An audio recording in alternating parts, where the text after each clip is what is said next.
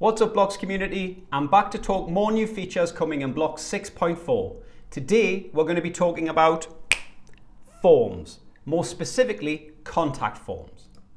Before I get started, a quick shout out to my homeboy Wolfgang from the forum who suggested that we make forms more secure in Blocs. So that's exactly what we've done in Blocs 6.4. If I head over to the inspector, you can now see we've got spam protection options for forms.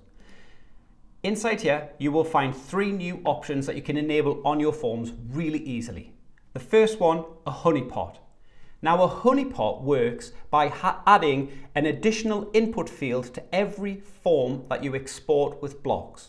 This field is not visible to anyone viewing your website. However, spam bots will see this field and they will populate it with information.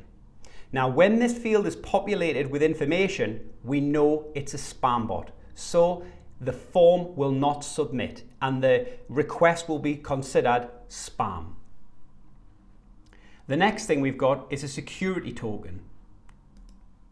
Now a security token works by generating a unique token on the front end which is passed through to the back end of your website to process the contact forms message.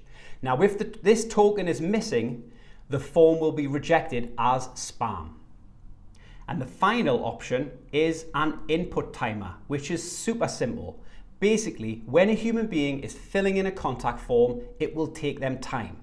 However, spam bots will fill in a contact form almost instantaneously. So if not enough time has passed since the form has been filled in and sent, it will be rejected as spam. So those are the 3 spam protection features that we're adding in Blocs 6.4 that are going to really improve contact forms on your websites. A little UX tweak that we've made now, we've made it easier to get to the form server options when you have an SMTP form selected as the main posting type for your contact form. This little settings button now will launch the mail server manager and automatically open that server up ready to be edited, which leads to the next feature that we've added. You can now set the security protocol on SMTP form servers. So now we have TLS and we have SMTPS. So I know we've had some requests for people wanting to change those options, and some people have been doing it after they've exported their websites. So that's now a thing of the past with Blocs 6.4. You can do that directly inside of Blocs. The next thing I'm going to talk about is how a form processes a successful submission. So at the moment we've got this form set up to show a message. Okay, we now have a new option which is to toggle an item, visibility, so we can show an item.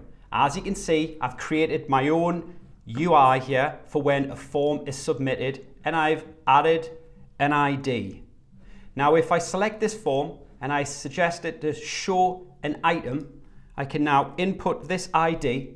So when this form is submitted, rather than show the default message, it will show my own custom message which I've created inside of Blocs.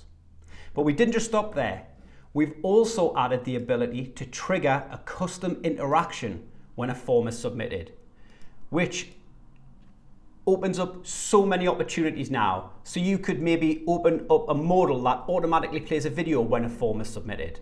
The options here are pretty much limitless. So we think that's another fantastic addition to forms. And finally, one last thing that's worth mentioning is we've added file select support to forms. Not only that, you can add files as attachments to emails now. So that's all built into Blocs. That'll all be taken care of. The only requirement of using attachments is that the form is posted by SMTP. If it's published with the standard mail option, you'll see this warning, which tells you that input field won't work. So those are all of the improvements we've made to forms.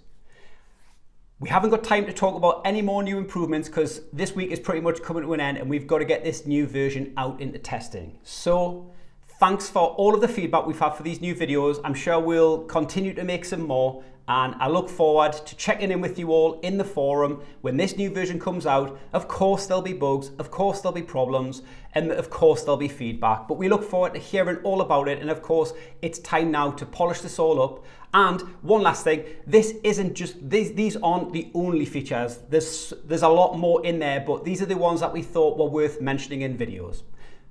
Thanks for all your feedback, and I'll catch up soon.